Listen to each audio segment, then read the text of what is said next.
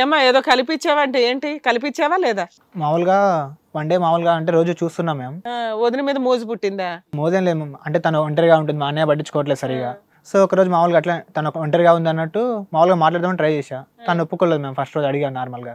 So next day ఎట్లయితే సరిపోదు అన్నట్టు మామూలుగా డ్రింక్లో మామూలుగా మొత్తం మంది కలిపాము లైట్గా. అదే అర్థమైంది. తర్వాత ఎలా కంటిన్యూ అయింది? మాకు ఈ మంత్రాల గురించి కొద్ది తెలియాలి. మేము తర్వాత ఈ నాలెడ్జ్ వేరే చోట వాడాలి. మేము నువ్వు ఒకసారి కల్పిస్తే కనుక 2 years బట్టి ఎలా కనెక్ట్ అయిపోయింది ఆవిడ? నెక్స్ట్ టైం ఇంకా ఫస్ట్ టైం అయిపోయింది కాబట్టి ఇంకా నెక్స్ట్ టైం ఎందుకులే, కలిసి ఆల్రెడీ జరిగిపోయింది కదా, ఇంకా ఎవరు చెప్తూ ఇప్పుడు అన్న సరిగా చూసుకోవట్లేదు, నేను ఉన్నా కదా, నేను చూసుకుంటా పాపను, నేను సరిగా చూసుకుంటా, నువ్వు టెన్షన్ పడకు అనే. ఇంతకటి వరకు ఏమీ లేదు అంటున్నావు అమాయకుడిలాగా. చూసారు సార్ ఇప్పుడు ఎంత క్లారిటీగా ఉన్నారు వీళ్ళు. మీరు కూడా క్లారిటీగానే ఉన్నారు కదా, ఆగండి. అమ్మాయి జీవితం ఎందుకు నాశనం చేసావు? నేనేం ఇష్టపడి నన్ను చేసుకున్నా కదా, నాతో కలిసావు కదా, పాపను కూడా కన్నాం కదా, నేనేం చేయాలి ఇప్పుడు? ఈ అమ్మాయి ఇష్టమే, తను ఇష్టమే మేడం.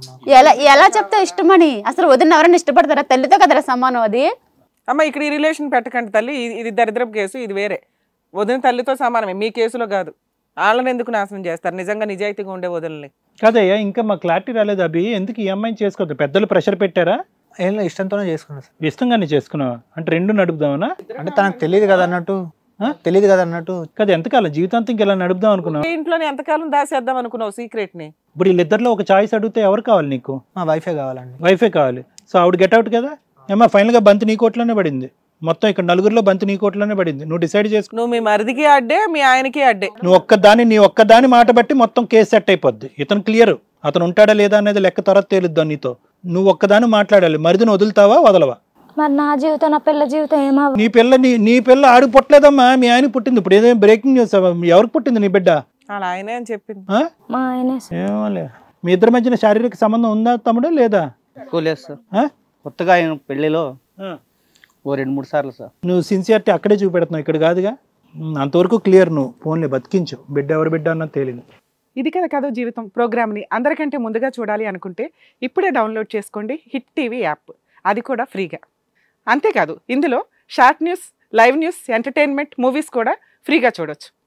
అంటే చాలా ఇప్పుడు అది జాయింట్ ఫ్యామిలీ సెటప్స్ అనేది మనం వింటాం, కానీ జాయింట్ అంటే ఈ విధంగా జాయింట్ అవుతారని చూడటం అసలు సిగ్గుచేటు మేడం. అటువంటి జాయింట్ ఫ్యామిలీస్కి ఇటువంటి ఫ్యామిలీస్ అనేవి సిగ్గుచేటు. యూజువల్గా చాలా రేర్ సినారియోస్లో మనం ఏం చూస్తామంటే తల్లిదండ్రులు ఆ ఇంట్లో ఉండకుండా, బతుకుండగా తల్లిదండ్రులు వేరే చాటు ఉంటూ అన్నదమ్ములు ఒకే ఇంట్లో ఉంటాం అన్నది చాలా రేర్టీ. ఎందుకంటే ఆ కలపటానికి ఉండేటటువంటి పెద్దరికం ఎవరైనా ఉన్నారంటే అది ప్రధానంగా తల్లిదండ్రులు. ఇక్కడ ఏంటంటే ఎందుకుంటున్నారు అబ్బా ఇంత అన్యోన్యత, అబ్బా అన్నదమ్ముల మధ్యన ఇంత అన్యోన్యత, లేదంటే తోటికోళ్ల మధ్యన ఇంత ప్రేమ ఆప్యాయతలు ఉన్నాయో, తోటికోళ్ళని చెప్పుకోవటానికి బహుశా వీళ్ళు అక్క చెల్లెల్లా ఉంటున్నారేమో అనేటటువంటి సాంప్రదాయానికి విరుద్ధంగా అది కాదురా బాబు లెక్క, మీరు ఏదో భ్రమపడుతున్నారు మీ ముగ్గురు ఇక్కడ కూర్చుని, అది కాదు లెక్క. ఇక్కడ ఏంటంటే ఇరువైపులా ఉండేటటువంటి, అంటే ఆ అమ్మాయిని అంటానికి ఏం లేదులే కానీ మొత్తం ఇక్కడ ఎవరన్నా బలిపశువు ఉందంటే ఆ అమ్మాయి. కానీ ఇక్కడ ఏంటంటే వీళ్ళిద్దరిని కలిపి ప్రయాణం చేయించడానికి ఒక అక్రమ సంబంధం ప్రధానమైనటువంటి కారణం అనమాట. అంటే ఒక వదినికి మరిదికి ఉండేటటువంటి ఒక అక్రమ సంబంధం. అయితే దీన్ని అంటే ఇప్పుడు ఈ అమ్మాయి ఎవరు, మన ప్రియ, మొదటి నుంచి ఆ అమ్మాయికి ఏం తెలీదు. ఇక్కడ మొదటి నుంచి ఆ అమ్మాయికి ఏంటంటే బహుశా పెద్దలు చూసినటువంటి సంబంధం అనేది. మరి అభి ఏమనుకున్నాడు, అభి ఎలా వచ్చాడు దారి అంటే కనుక ఇప్పుడు ఇక్కడ రమేష్ డిక్లేర్ చేశాడు. ముందుగానే రమేష్ ఏమన్నాడు, కాదు నా జీవితంలో ఒక వేరే ఆడపిల్ల ఉంది, భారీగా ఉంటే కనుక ఆ అమ్మాయి భారీగా ఉంది కాబట్టి ముందే డిక్లేర్ చేశారు. కానీ తల్లిదండ్రులు ఒత్తిడి పెట్టడం వల్ల ఇంకా దిక్కుతోచినటువంటి పరిస్థితిలో ఆ అమ్మాయిని చేసుకుంది. ఇక్కడ లెక్క క్లియర్గానే ఉంది. నాకు మొదటి నుంచి ఇష్టం లేనటువంటి పెళ్లి నువ్వు బలవంతంగా నన్ను వచ్చి పెళ్లి చేశారు కాబట్టి ఇదే శాస్తి అన్నట్టుగా లక్ష్మిని ఎప్పుడు కూడా దూరం పెట్టాడు. ఎప్పుడు కూడా అమ్మాయిని ఏదో బిడ్డ కన్నా తర్వాత వాళ్ళిద్దరికి ఒక రిలేషన్షిప్ అనేది లేదు. కానీ నీదేంటంటే అభి, నీది మొదటి నుంచి నీకు ఒక క్లారిటీ ఉంది. అంటే గుట్టు చప్పుడు కాకుండా ఒక వదినతో ఒక సంసార జీవితం నడిపించాలి అంటే కనుక ఇంకో పెళ్లి చేసుకునేంత వరకు బయట ప్రపంచాన్ని నమ్మించడానికి ఒక బ్రహ్మాస్త్రం మన దగ్గర ఉండదు. కాబట్టి బయట ప్రపంచానికి అటువైపు ఇటువైపు తల్లిదండ్రులను నమ్మించడానికి కేవలం ఈ అమ్మాయి అనేటటువంటి ప్రియ అనేటటువంటి అమ్మాయిని నీ జీవితంలో ఆహ్వానించావు. అంటే ఏంటంటే మొదటి నుంచే ఇతను ఎప్పుడైతే కనుక రమేష్ తన భార్యని దూరం పెట్టడం మొదలుపెట్టాడు, లక్ష్మిని దూరం పెట్టాడో అప్పటి నుంచే మీరిద్దరు డిసైడ్ అయిపోయారు. ఏంటి అంటే, ఒరే బాబు నాకెలాగా ఒక తోడు లేదు. అంటే ఈ మత్తు పానీయాలు కల్పించడం ఇదంతా కామెడీ. ఓకే, ఇదంతా కూడా మాకు చెప్పేటటువంటి ప్రయత్నం చేయొద్దు. మొదటి నుంచి ఆ అమ్మాయికి నీ మీద వ్యామోహం ఉంది, నీకు ఆ అమ్మాయి మీద వ్యామోహం ఉంది. భర్త దూరం పెట్టాడు కాబట్టి ఆ అమ్మాయికి ఆ సుఖం రాలేదు కాబట్టి నీ మీద కన్ను కలిగింది. నువ్వేంటంటే కనుక రెడీమేడ్గా ఇంట్లో ఉంది కాబట్టి నీకు ఎథిక్స్ అనేటటువంటి నీకు లేదు కాబట్టి అన్నయ్య ఎలా పోయినటువంటి పర్లేదు, అన్నయ్య మీద నాకు ఎప్పుడూ కూడా ఒక అభిప్రాయం లేదు, అన్నయ్య ఎలాగా వదిలిని ఎండగడుతున్నాడు కాబట్టి ఆ సుఖాన్ని వదిలికి ఇవ్వాలనే యాంగిల్లో నువ్వు ఆవిడ కనెక్ట్ అయిపోయావు. సో కాబట్టి ఏంటంటే ఈ డ్రింకులు కల్పించిన తర్వాత మతి ఇది అవ్వటము, శారీరకంగా ఇద్దరు కలిసిపోవటం అనేది కేవలం ఒక కట్టుకథ మాత్రమే. ఎందుకంటే కనుక ఒక డ్రింక్ అనేటటువంటి అంశం కేవలంగా మిమ్మల్ని ఇద్దరిని ఒక్కసారి కలుపుతుంది కానీ 2 సంవత్సరాల పాటు కలుపుతుంది. ఒకప్పుడు అది తప్పు అనేటటువంటిది. ఆ అమ్మాయికి ఆ మత్తు వదిలిన తర్వాత మీరిద్దరు శారీరకంగా కలిసినటువంటి అమ్మాయి లక్ష్మి నిజంగా ఒక ఆడది, ఒక ఎథిక్స్ ఉన్నటువంటి ఆడపిల్ల అయ్యి ఉంటే కనుక మొన్నాడు ఉదయం నిన్ను చావు దెబ్బలు కొట్టాలన్నమాట, నిన్ను నరికి పోగులు పెట్టాలి. అలా పోగులు పెట్టలేదు. మళ్ళీ సుఖం, ఆఖరికి పెళ్లికి ముందు సుఖం, పెళ్లి తర్వాత కూడా అమ్మాయి నీకు ఆ సుఖాన్ని ఇస్తుంది అంటే కనుక మొదటి నుంచి ఆ అమ్మాయికి నీకు కనెక్షన్ ఉంది. ఎందుకంటే ఈ అబ్బాయి దూరంగా వెళ్ళిపోయాడు కాబట్టి. అయితే ఇందులో మొత్తం అంశంలో హ్యాపీగా ఉండేటటువంటి అంశం ఏంటంటే వీళ్ళిద్దరికి శారీరక సుఖం అనేటటువంటిది ఈ అమ్మాయి పుట్టిన తర్వాత ఆమె తెగిపోవటం కాబట్టి ఈ బిడ్డకి ఇతనే తండ్రి, ఈ బిడ్డకి ఆమె తల్లి అనే లెక్క తేలటం వల్ల కొంతవరకు మనందరం ఊపిరి పీల్చుకున్నాం. అయితే ఇప్పుడు ఇక్కడ నువ్వేమంటున్నావు, అట్లీస్ట్ నీకు లేట్ అయినా కూడా నీకు ఇందాక అడిగినప్పుడు బాబు నువ్వేమనుకుంటున్నావు అభి అంటే కనుక సార్ తప్పు అయిపోయింది, నా భార్య కావాలి, నాకు ఎందుకో కళ్ళు మూసుకుపోయింటే అంటే నాకు ఇప్పుడు ఇక్కడికి వచ్చిన తర్వాత ఈ మార్పు వచ్చిందా అభి అంటే నాకు ఒక క్లారిటీ వస్తే తర్వాత కంటిన్యూ చేస్తున్నాను. ఇక్కడికి వచ్చాక మార్పు వచ్చిందా, లేదంటే ఈ అమ్మాయి ఏమైనా నిన్ను బ్లాక్మెయిల్ చేసి బలంతం పెట్టడం వల్ల ఇది కంటిన్యూ అయింది? ఇక్కడికి రాగానే నా భార్య కావాలి, లక్ష్మి వద్దని ఎందుకు అంటున్నావు? ఇక్కడికి వచ్చిన తర్వాత అందరిని న్యాయం విన్న తర్వాత మా ఆవిడనే కావాలి. అబ్బా, అంత రియలైజేషన్ వచ్చేసిందా? ఇది కథ జీవితం అనే స్టేజ్ మీద అడుగు పెట్టగానే రియలైజేషన్ వచ్చేసిందా? సార్ నాకు డౌట్, అప్పటికప్పుడే వచ్చి కలుపుతాడా లేకుంటే ఇంట్లో పెట్టుకున్నాడా అని. ఏది మత్తు మందరం అదే కూల్ డ్రింక్ లో కలుపుతాడు కదా, ఒకసారి కలిపాడంట, ప్రతిసారి కలపలేదంట. ఈ అమ్మాయి కలిపినట్టు ఇంకొక అమ్మాయి కూడా కలపొచ్చు కదా. ఏమో మరి అది దొరకాలి కదా వేరే అమ్మాయి, అది తర్వాత చూద్దాం. ఇప్పుడు ఈ అమ్మాయి గురించి మాట్లాడదాం. నీ భార్య నువ్వు కంట్రోల్లో పెట్టుకోలేదు, ప్రతిరోజు ఎవరికి కలుపుతాడో అదంతా మనకి ఎందుకు? ఏమన్నా సంబంధం ఉందా? నువ్వు ఏంటంటే నీ భార్యకి కల్పించినట్టుగా వేరే ఆవిడ, నువ్వు నీ భార్యను కాపాడుకో, వేరే ఆడపిల్ల గురించి తర్వాత మాట్లాడుకుందాం. ఒక్కసారి కల్పిస్తే 2 సంవత్సరాలు కనెక్ట్ అయిపోయింది నీ భార్య. ఫస్ట్ నీ భార్య గురించి మాట్లాడుకుందాం. అభి నువ్వైతే మాత్రం ఆ అమ్మాయి వైపు వెళ్ళిపోయాను, మీ ఇద్దరం కలిసి ఉండటానికి, అమ్మ నువ్వు అతన్ని క్షమించడానికి నువ్వు రెడీగా ఉన్నావు కాబట్టి అక్కడ వరకు సబ్జెక్ట్ క్లియరే.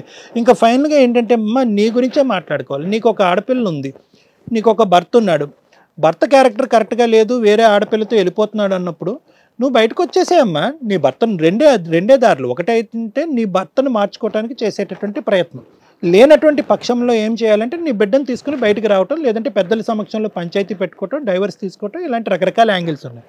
నువ్వు తీసుకెళ్ళి వేరే నీ మరితోనే నువ్వు మొదలు పెట్టడం, ఒక కార్యక్రమం మొదలు పెట్టడం, దానికి వెనకాతలు ఉన్న కారణం డ్రింక్ కలిపాడనే ఒక అబద్ధం చెప్తూ ఆ అబద్ధాన్ని కాపాడుకుంటూ ఇలా కంటిన్యూ అయిపోవటం. వేరే ఇంకో ఆడపిల్ల అంటే నువ్వు చేసినటువంటి స్టెప్ వైజ్ చేసినటువంటి నేరాల గురించి చెప్తాను. వేరే ఆడపిల్లని జీవితంలోకి వస్తున్నప్పుడు ఒరే వద్దురా బాబు, నా జీవితమే ఇలా నా మొగుడు వల్ల ఇలా నాశనం అయింది, ఎందుకు అనవసరంగా ఇంకో ఆడపిల్లని జీవితాన్ని తీసుకొచ్చి నాశనం చేస్తాం అనేటటువంటి బేసిక్ ఎథిక్స్ కూడా తీసి పక్కన పెట్టేసి ఆ అమ్మాయి ఉంటే కనుక మన గుట్టు బయటికి రాదు అనేటటువంటి ఉద్దేశంతో కథ నడిపిస్తూ ఆఖరికి ఈ స్టేజ్ మీదకి వచ్చి ఆ మనిషి మారినా కూడా నేనైతే మారనండి, నాకు మరిదే కావాలి, మొగుడు అట్పోతే పోయాడు, నాకు మరిదిని కాపాడుకుంటాను, వేరే ఆడపిల్ల గురించి నాకు అనవసరం, నా మొగుడు గురించి అనవసరం అంటే కనుక నీ చంటి బిడ్డ, నీ చేతిలో ఉన్న బిడ్డ గురించి ఆలోచిస్తున్నావా?